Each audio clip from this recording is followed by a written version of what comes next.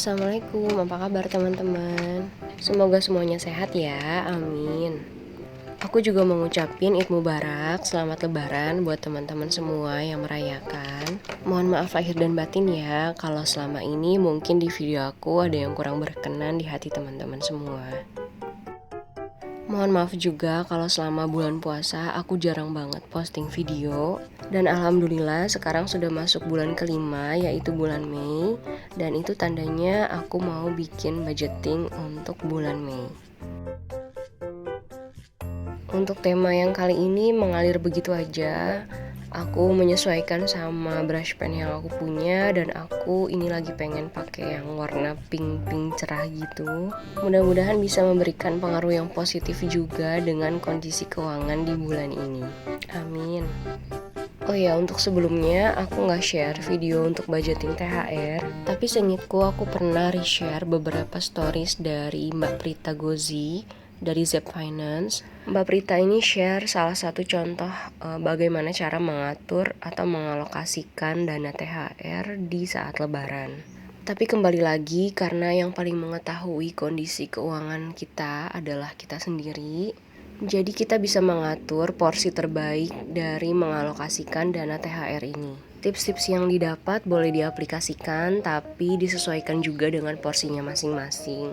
Seperti aku nggak ngikutin semua rutinitas dari budgeting THR yang biasanya di-share sama teman-teman financial planner.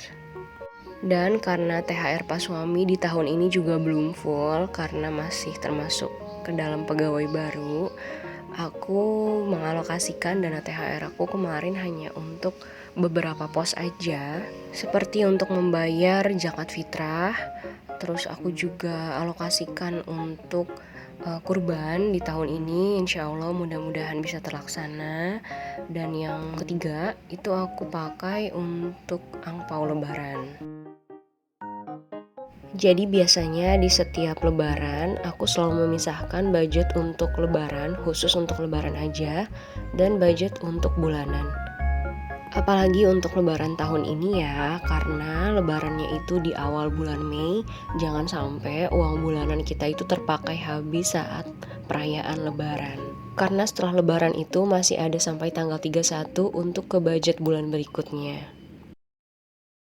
Nah, aku ada beberapa tips yang biasanya aku terapkan selama lebaran dalam mengatur keuangan.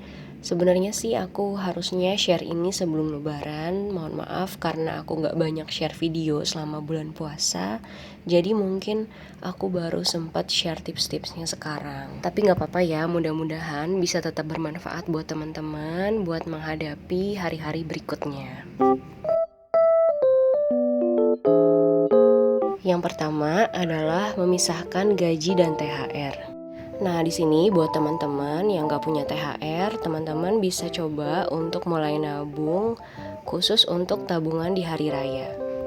Dengan memisahkan gaji dan THR atau tabungan lebaran, kita jadi lebih mudah untuk mengendalikan pengeluaran karena porsi untuk keperluan sehari-hari dan hari raya sudah jelas ditentukan. Yang kedua adalah menyusun anggaran hari raya. Tujuannya agar dana THR yang sudah kita anggarkan bisa kita salurkan sesuai dengan kebutuhannya. Jangan sampai nanti uang THR yang sudah didapat habis begitu aja, tapi kebutuhan untuk hari raya malah tidak terpenuhi.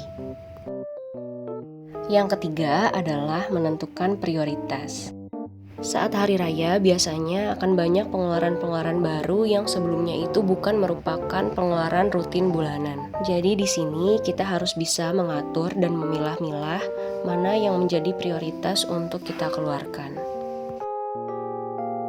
Yang keempat, ini menurutku adalah poin yang paling penting, yaitu menjalani semua proses dengan lebih berkesadaran atau mindful. Untuk poin yang ini aku juga masih belajar banget, aku masih berproses, jadi semuanya itu ada prosesnya. Aku sih masih di tahap baru mulai. Yang aku rasakan di tahun ini dengan menjalani hari raya dengan lebih berkesadaran, aku jadi lebih mudah untuk mengendalikan diri. Misalnya di hari raya tahun ini aku gak ada anggaran untuk membeli pakaian baru, Khususnya untuk aku pribadi, mungkin untuk anak aku ada, tapi untuk aku nggak ada. Karena aku ada pakaian lama yang masih bisa aku pakai. Kalau untuk anak-anak pun karena masa pertumbuhan, tentunya ukuran yang lama sudah tidak muat lagi, jadi aku ada anggaran untuk membelikan yang baru. Untuk hidangan lebaran aku juga seperti itu, aku pilih yang sederhana aja. Aku menghindari masak yang double-double, misalnya double lauk. Karena biasanya saat lebaran banyak masakan yang terhidang, tapi banyak juga yang terbuang. Jadi lebih baik kalau kita berkonsumsi itu lebih bijak atau secukupnya aja. Dan kita juga harus ingat kalau masih ada hari-hari normal di kedepannya setelah hari raya. Jadi dengan mengingat itu kita akan lebih mudah untuk mengendalikan diri. Kembali lagi ke budget plan di bulan Mei. Alhamdulillah di sini total budgetnya masih sama, total anggarannya 4 juta rupiah. Tetapi untuk pos pengeluarannya ada yang aku ubah sedikit, yaitu di pos tabungan dan pos pengeluaran tetap. Di pos tabungan di sini aku tambahkan tabungan untuk gadget karena alhamdulillah cicilan untuk gadget suamiku sudah selesai dan ini aku pakai 50.000 untuk tambahan tabungan gadget. Sebenarnya untuk tabungan gadget ini sih lebih ke jaga-jaga aja karena gadget atau handphone juga merupakan barang yang konsumtif. Jadi ada masanya mungkin nanti harus diperbaiki, diservis ataupun diganti. Dan karena harganya yang lumayan, jadi nggak ada salahnya menurutku kita bikin tabungan tersendiri untuk gadget.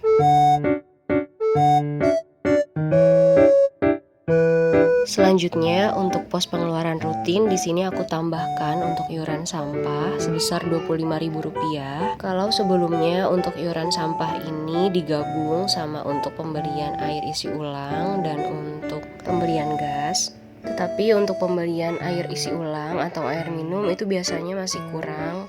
Jadi sekarang aku pisahkan aja untuk iuran sampah tersendiri karena kebetulan untuk iuran sampah juga flat aja. Setiap bulannya Rp25.000. Dan sisanya lagi Rp25.000 aku tambahkan untuk kebutuhan pulsa. Jadi pulsa itu Rp50.000 dan untuk iuran wifi itu Rp75.000. Jadi totalnya tetap sama di angka Rp4 juta.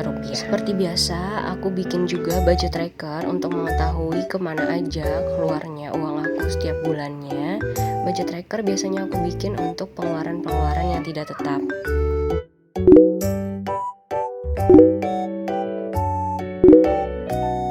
Untuk bulan Mei ini aku juga mau mulai untuk membuat satu kolom lagi yaitu untuk one line a day. Rencananya aku buat ini lebih ke gratitude journal. Jadi aku akan menulis hal-hal yang aku syukuri dalam hidup ini setiap harinya, baik itu hal-hal besar maupun hal-hal yang kecil. Dengan membuat jurnal seperti ini akan membuat kita lebih bersemangat lagi ketika kita sedang lelah ataupun membuat kita akan lebih merasa bahagia lagi, lebih bersyukur lagi ketika kita mendapatkan kesedihan.